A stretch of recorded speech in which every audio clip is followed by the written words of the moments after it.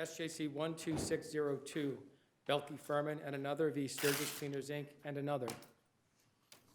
Mr. McGlone, good morning. Morning, Your Honors. John McGlone, representing Sturgis Cleaners, along with the owner, Peter Tranaz. Your Honor, this is a case that came on that it's a prevailing wage case. I'm not disagreeing that it's you have the attorney's fees if you are successful on the cases. The question is, we say that there's an error of law with the Superior Court judge that she relied on. There's a case, TD Video versus the City of Revere, that she said that the fee shifting had to be, it could not be Brack-Hammond, as the federal courts have done, and she relied on the catalyst theory. Well, but did she say that she couldn't? She said she couldn't, and it was interesting. Or was it that the case law just doesn't require that be used? That there can be we're not limited in the way the federal courts are limited. And I agree, Your Honor. And what our position was, and I say that basically she went to the default mode. She said she couldn't look at the fee shifting, and I think that's a disagreement that we should have looked at. She should have looked at both theories, the catalyst and the Brack-Hammond theory. Why did she have to? If she knew about both of them, she could pick one, couldn't she? Except, though, she said she relied on footnote 21, that she couldn't rely on that. In her decision, Judge. Where does it say she couldn't? Judge, and I apologize. If you look at her decision,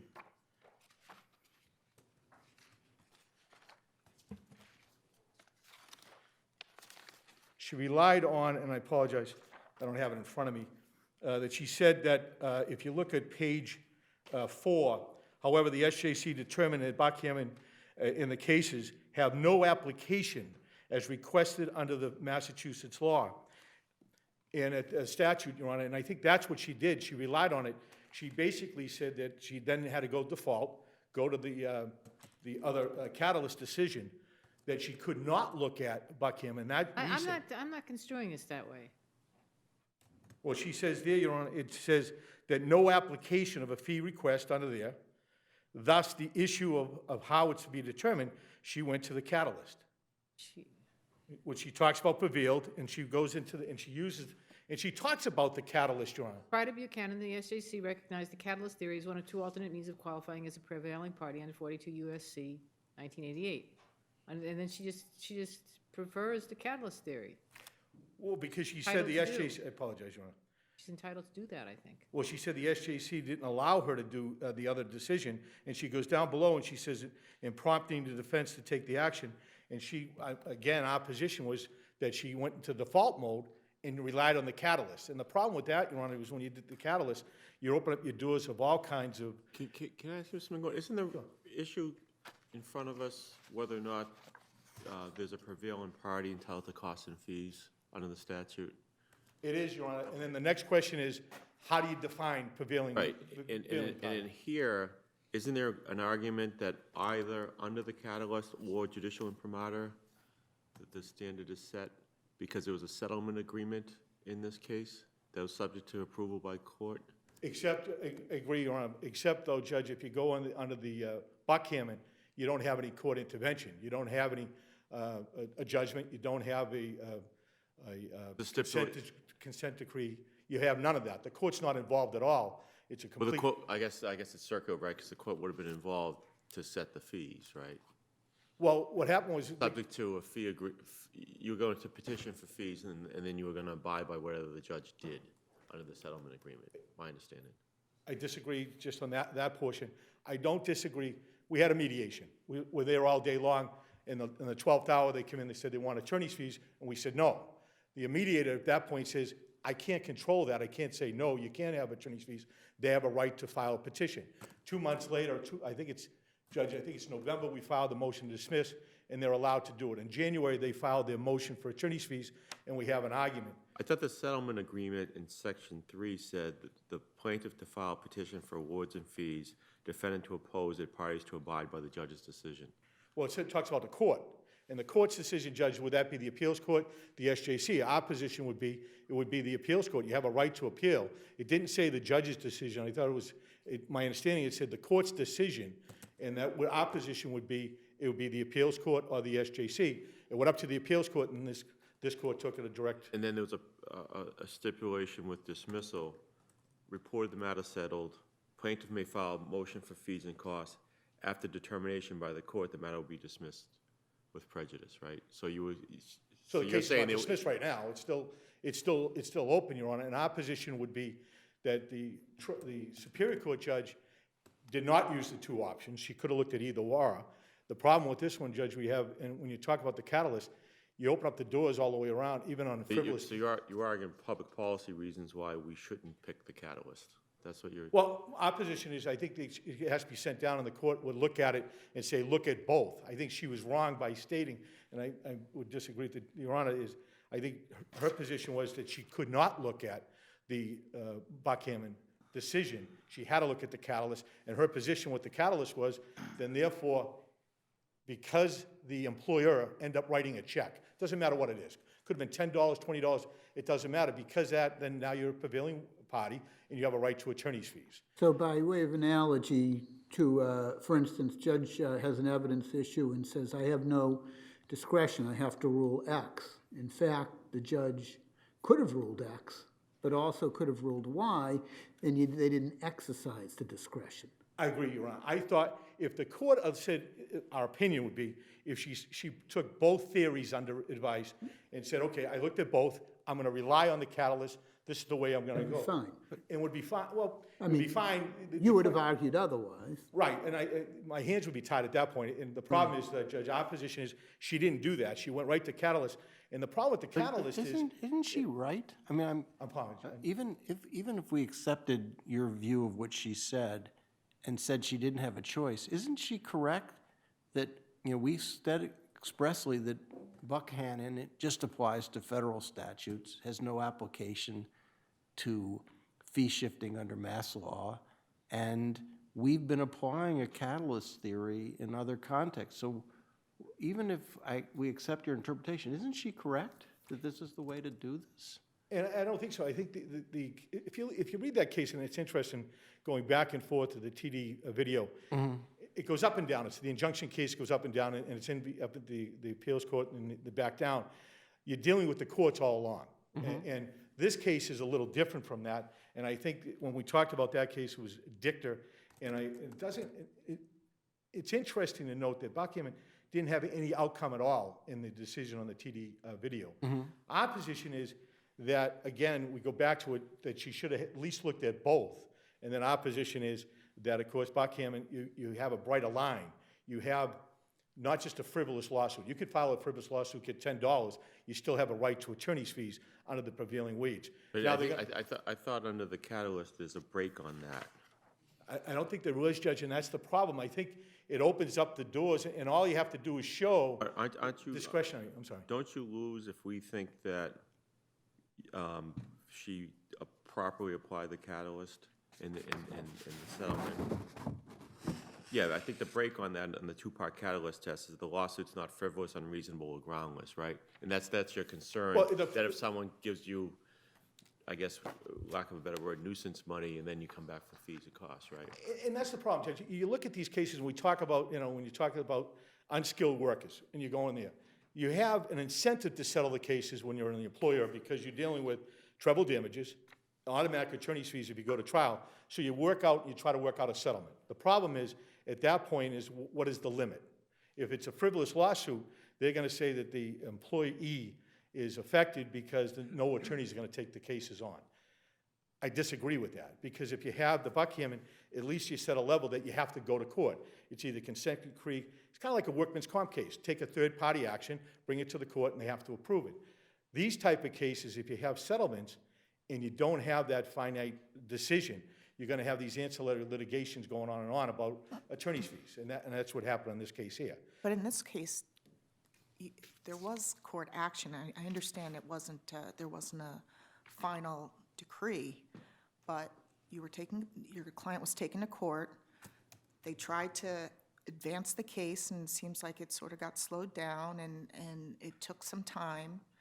And in the end, And you agreed to summary judgment as well. Well, we stipulated to a summary judgment. I agree, Judge, they have to file a lawsuit. We go to mediation. The court doesn't approve the settlement decision. That we don't go back into the court. And basically, the argument was that when the mediator basically tells us, I don't have a right to say no to attorney's fees. They can bring it to the court's attention. The question then comes down, are you a prevailing party under the statute? And under the catalyst, you're saying, as the judge said, all you have to do is file a lawsuit. And basically, if you're forcing the employer to pay, then you made them do something. And that, if you look at her decision, she says that she relied on that, the effect that the employer, by writing a check, is enough. And I agree with Your Honor, Well, it was a there's a check, threshold. it was a check for 70% of the amount that they 30%, Judge. Because you're looking at treble damages. When the original lawsuit was, Judge, they were looking at 29,000 times treble damages plus attorney's fees. That's the, So you're saying they did not prevail because they got only 30% of what they would have gotten at trial, but they got 70% of the unpaid wages that you didn't well, the question, upon the filing of the lawsuit? the question is, where's the threshold, Judge? And I don't disagree with you, but when you go into mediation and you take that all into consideration of what the cost of litigation is going to cost, what the cost is going to be, what your exposure is going to be, you go into mediation, you settle it, then you hold yourself out later on, because we didn't think they were they were the prevailing party at the time. Okay, but I mean, you're sort of all over the place here. I'm trying to figure out, this is an issue of law as to what the meaning is in the Wage Act of the term prevail, where's the, shall be awarded the cost of the litigation, reasonable attorney fees if you prevail in such action. So don't we need to determine what the standard is for prevailing in an action? I agree.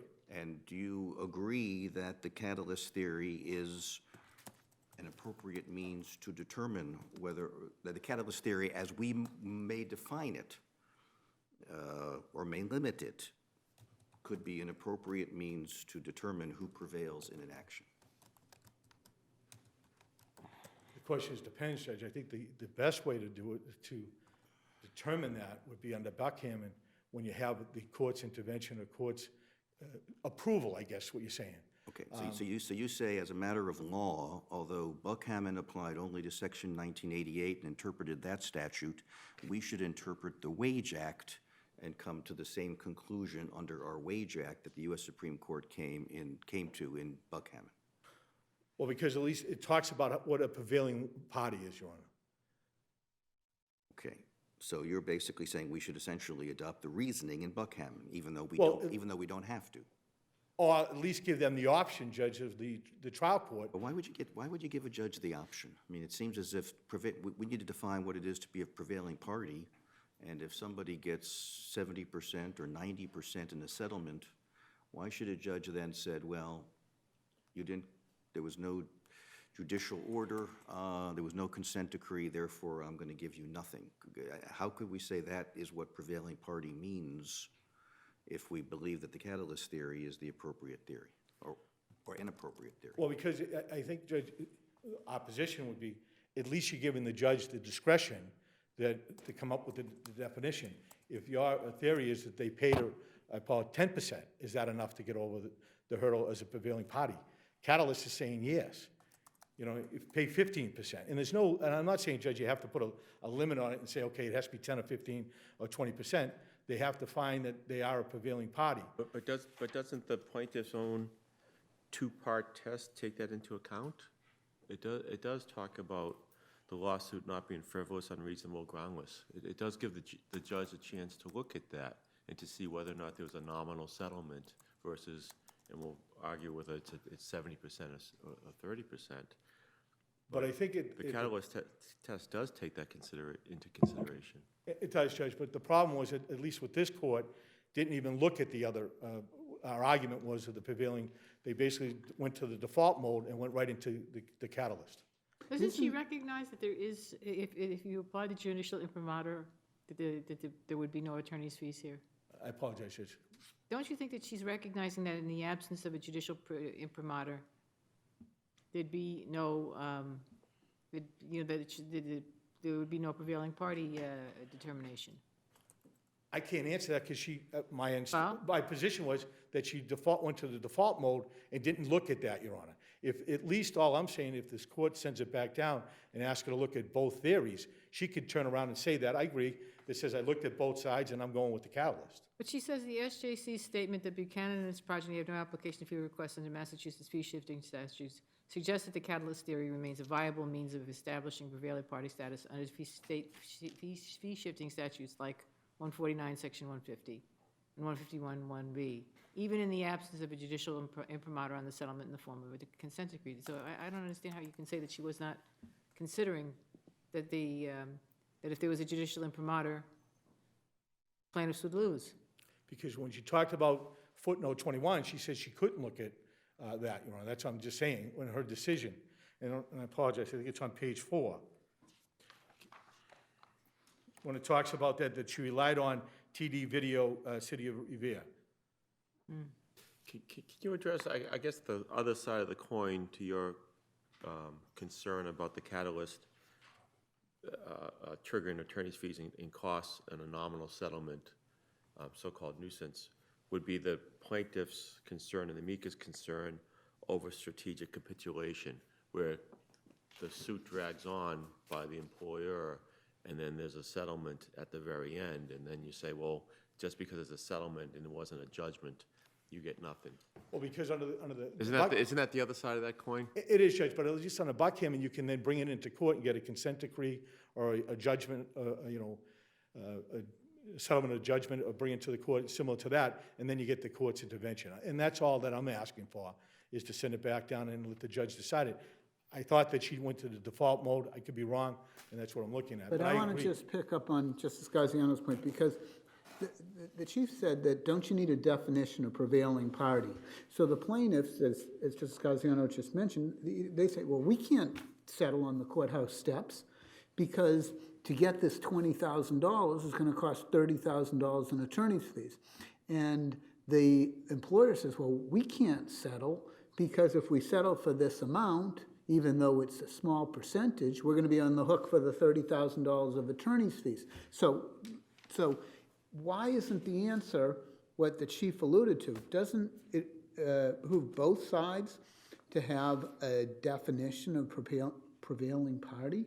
And I agree, Judge. And that's the problem. As an employer, we're sitting there saying, okay, we're going to go settle it. And we turn around, and I think it's a substantial amount.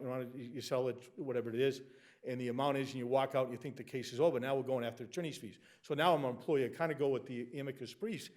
It doesn't help the employee, because now the employee is going to drag it on and do whatever it is. Or they talked about the employees being handicapped because they wouldn't have attorneys taking these cases on. That's to both sides, and I think that's where the definition is. Again, the default mode, they went right to catalyst. I think the court, if we can get a definition, that would help it out as to prevailing wage. I don't disagree that it is, at the end of the day, when you're dealing with a wage act, that you're in peril if you go forward a trial, because you can lose treble damages and substantial attorney's fees. The problem is, what we did is we try to settle it, and then you hold yourself out with the attorney's fees. They're going to say, why didn't you work that out in the settlement? The problem with that was, the mediator says you can't do it. If they're not going to agree to it, it's almost like a prosecution in the case. If the prosecution is not going to dismiss the case, we couldn't do anything about it. But we don't want a doctrine that's going to force both sides to go to trial when neither side wants to. I agree. Going back to Justice Graziano's point, in a wage act case, somebody says that you failed to pay wages, you owe 20 grand, you settle for 15.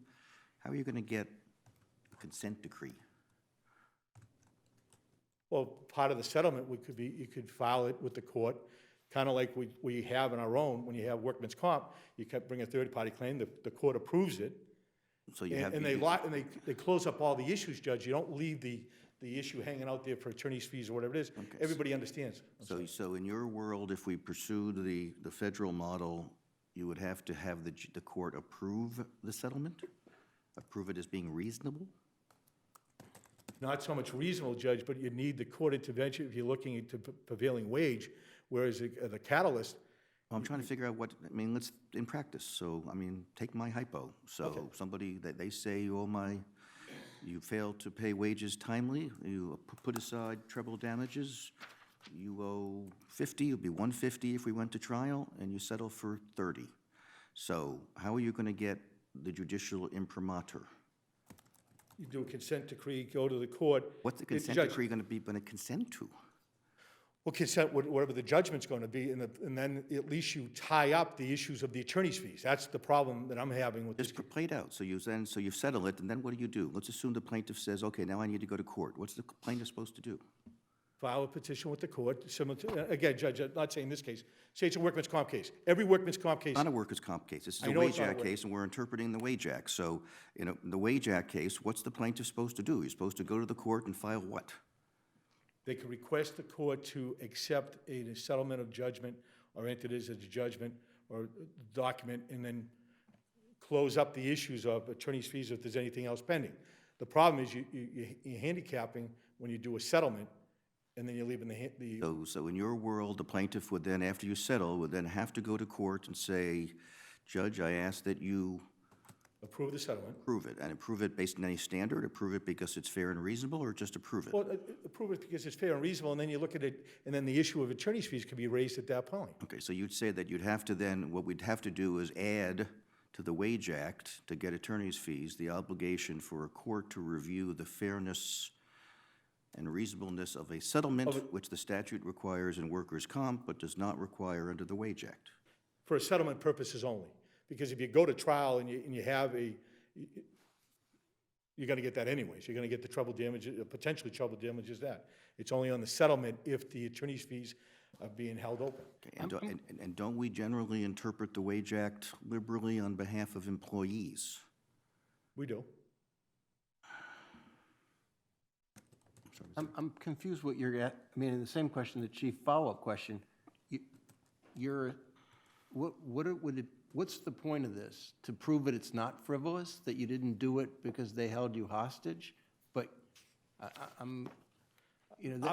Our position was that the judge went to the default mode. And it was not allowed. I understand your argument. I'm just trying to understand you want us to basically require what the feds do, and either a consent decree or some kind of settlement judgment. But I'm just trying to, what's the purpose of that? Because you're settling, is the judge going to decide that it's not frivolous? Because I'm trying to understand the difference between that and the catalyst theory. The catalyst theory basically says your lawyering produced a result, and we also require that the case not be frivolous so that you're not, getting paid for silly cases. But are you saying that by filing the settlement judgment, we will strengthen that? I'm just trying to understand Well, the difference. if you file a settlement judgment, you get around the frivolous, or you have the definition of the prevailing party. And our concern is that the issue is the definition of. So the settlement judgment would say, we agree they're the prevailing party? Is that what we're gonna, and the case was not, are we requiring some kind of attestation that you won and the case was not frivolous? I don't need to say you won, but I think it then accepts it as the prevailing party. They make it a court order, and then you can deal with it that way. The problem with the catalyst is it leaves it open. Anyone can be a prevailing party in the catalyst, and I understand it's discretionary. I got it. Yeah, I get it. Okay. All right, thank you. Ms. Sultan.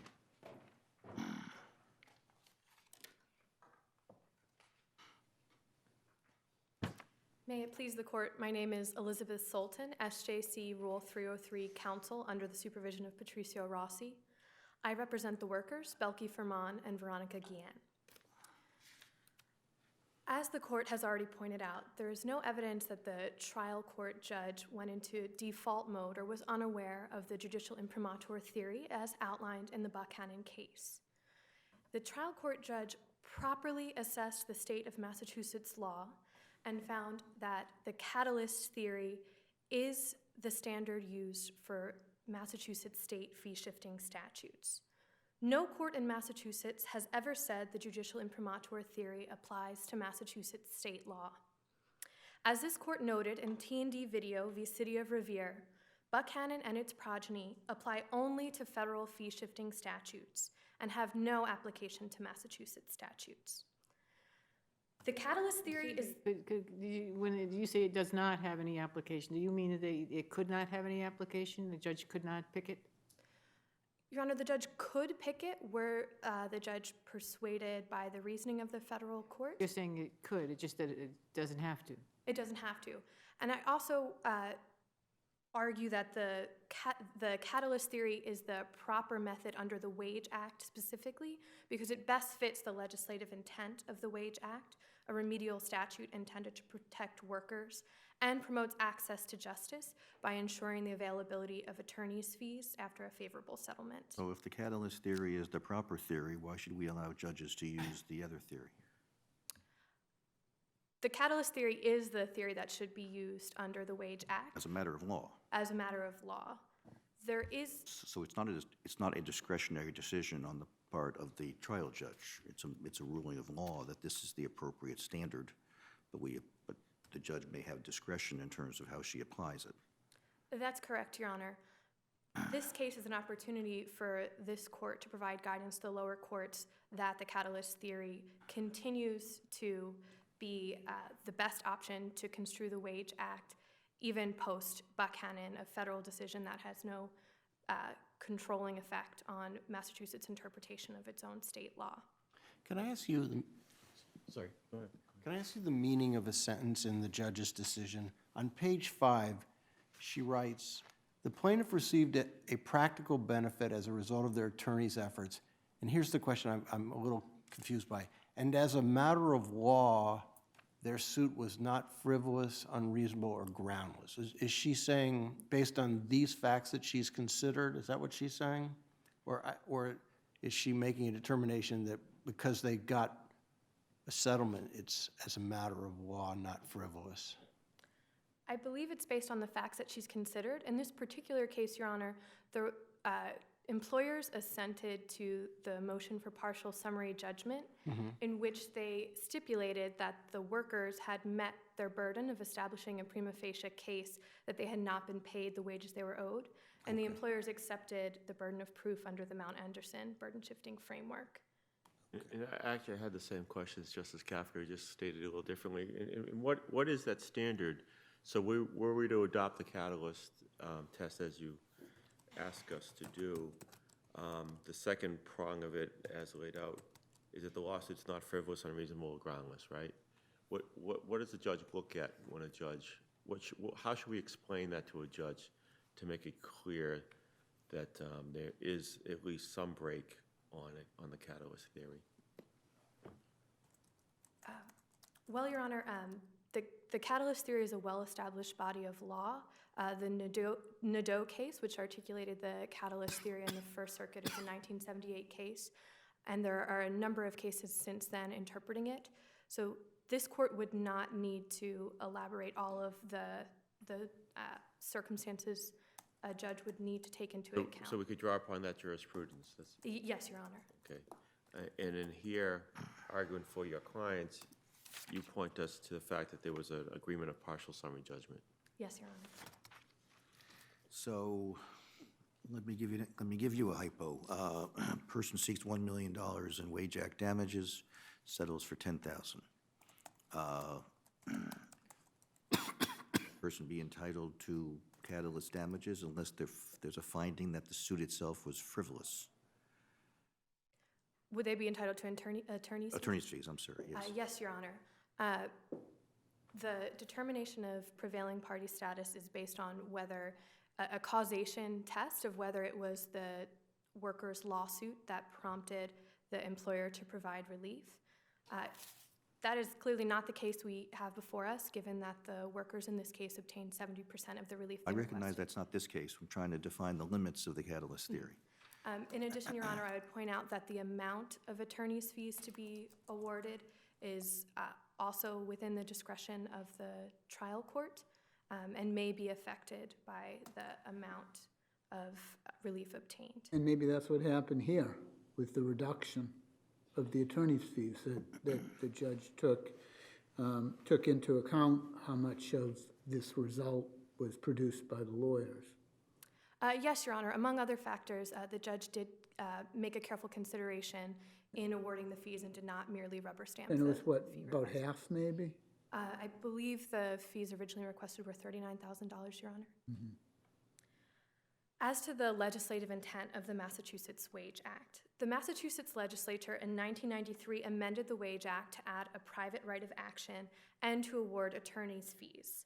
The amendment states the mandatory nature of attorney's fees in no uncertain language.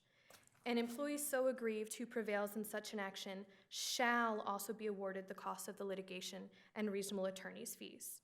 This highlights the importance of attorney's fees as an element of the statutory enforcement scheme. The 1993 amendment was 8 years before Buchanan was decided. At that time, the First Circuit, like every other circuit to consider it, had endorsed the catalyst theory in Nadeau v. Helgamo. There is no reason to think that in 1993, the Massachusetts state legislature had anything in mind other than the catalyst theory when they included the right to attorney's fees under the Wage Act.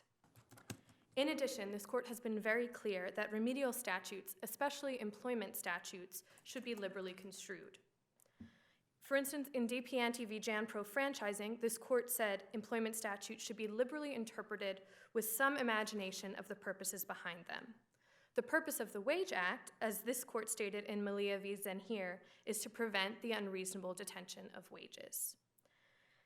As this court recognized in Lipset v. Plod, reviewing the legislative history of the 1993 amendment, it was made as a means to further ensure vigorous enforcement of the Wage Act at a time when existing avenues for enforcement had proven inadequate. Secondly, the catalyst theory promotes access to justice, especially for employees with low incomes, who are exactly the employees the Wage Act was intended to protect. And it also stops employers from dragging out litigation and ultimately dodging the responsibility for attorney's fees. As this court recognized in Lincoln Street Realty Company v. Green, fee-shifting statutes have three purposes: encouraging private enforcement of the law, deterring illegal actions, and punishing violators. The certain availability of attorney's fees to prevailing parties under the Wage Act allows indigent employees to obtain competent counsel to vindicate their rights. If attorney's fees are not available when employees prevail through a favorable settlement, the private bar and nonprofit organizations will be less likely to take on cases for low-income workers under the Wage Act. Could I ask you, how does that work practically under the federal rule? I mean, how does it work under the federal rule for employees who, under that statutory scheme? Under the Fair Labor Standards Act? Yeah. It's a rather different framework. The Fair Labor Standards Act provision as to attorney's fees has different wording and assumes that there's a court judgment, so it's interpreted differently. Okay. I would also point out that the Massachusetts courts, this court has repeatedly stated that Massachusetts is not bound by No, we're not bound by it. I was just curious how it worked. Because the Fair Labor Standards Act is a federal fee-shifting statute, post-Buchanan, the judicial imprimatur theory would apply, but the language of the... How do people settle cases, I guess is my question, and under the federal scheme? And still get fees? I mean, I'm just kind of curious about how that would work. So, Your Honor, it could be handled by obtaining a consent decree or an agreement for judgment. But the parties would actually have to agree on the fees. Yes, Your Honor. Mm-hmm.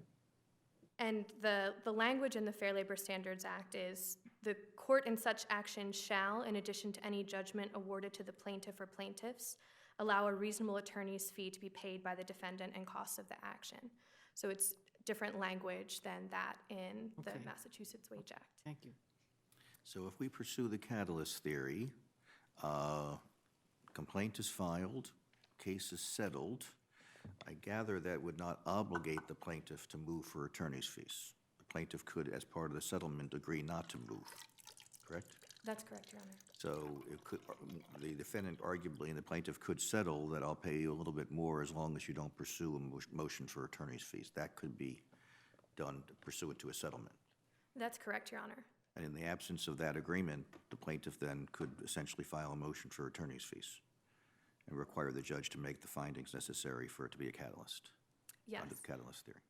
And that preserves the incentive structure that the Massachusetts legislature set out by making sure that workers would not have to give up their right to attorney's fees or waste judicial resources in obtaining a consent decree on issues that both parties could in fact agree to. It also ensures that employers have an incentive to settle meritorious cases earlier on, because the earlier the settlement, the lower the amount of attorney's fees that would be awarded. When, back to one of the chief's original hypotheticals, so say you got a 10, maybe 10%, does that, I mean, I'm more used to the prevailing party stuff and employment stuff where you got multiple claims. So does this lower your amounts? Because the Wage Act is a big hammer. Treble damages, attorney's fees, all kinds of stuff, individual liability. So sometimes people settle that because they're scared. So I'm trying to understand how that plays out when you get a small recovery. If you brought a bunch of different Wage Act violations and it's clear that some don't have merit and some do, does that affect how we calculate the attorney's fees? Yes, Your Honor, under... Like in your case here, you agreed to partial summary judgment. Is that because they agreed on some of this and not others, or I haven't read the record yet? Well, to answer the second part of your question, Your Honor, in this case, the employees conceded that the workers conceded that we had not achieved prevailing party status as to the claims under the Fair Labor Standards Act. So the claims that were still at issue and on which we are the prevailing party are the Massachusetts Wage Act claims. So, and did the judge separate the Fair Labor Standards Act work from the other work that you did? I believe so, Your Honor. Okay, so then say you had a case in which half of the prevailing wage stuff was found to be silly and half was found to be merit. How does that work under the attorney's fees? Because we've got a lot of these things where some of it has merit and some don't. But the employer is facing treble damages and all kinds of other things under the Wage Act. So how do we decide, do we provide any guidance on that out there? Well, yes, Your Honor. There is guidance available in that under either theory, the judicial imprimatur theory. Yeah, I'm not interested in the judicial imprimatur theory. I'm on the prevailing catalyst theory in the Wage Act. When we've got some junk and we've got some with merit, how do we do that in terms of providing guidance on attorney's fees? Because you're the prevailing party on part of the claim. Yes, in that instance, the party would receive attorney's fees for work related to the claim on which they did prevail, and that would be an element of the trial court's determination of the amount of fees that are considered reasonable. Well, I get that part, but part of what they're doing is frivolous under the Wage Act, and part of it has merit. Do we divide up that recovery or not? Do we, because like the judge, you say, subtracted the Fair Labor Standards Act, but she awarded all the work done on the Wage Act, right? But I'm positing the hypothetical where half of the Wage Act is junk and half of it's meritorious. Is there guidance in the case law that you told us about how to do that? Is this in the context of a settlement agreement or also if it had No, been? this is a catalyst theory where there's no settlement. Because that's what, you want us to adopt that theory, right? You want us to keep that law, and you also want us to say that it's limited by the frivolous, but I'm trying to understand how it works when you're dividing up a claim. Because a lot of these Wage Act things have some good stuff and some bad stuff sometimes. I see that my time is declining, if I may May answer the answer. question.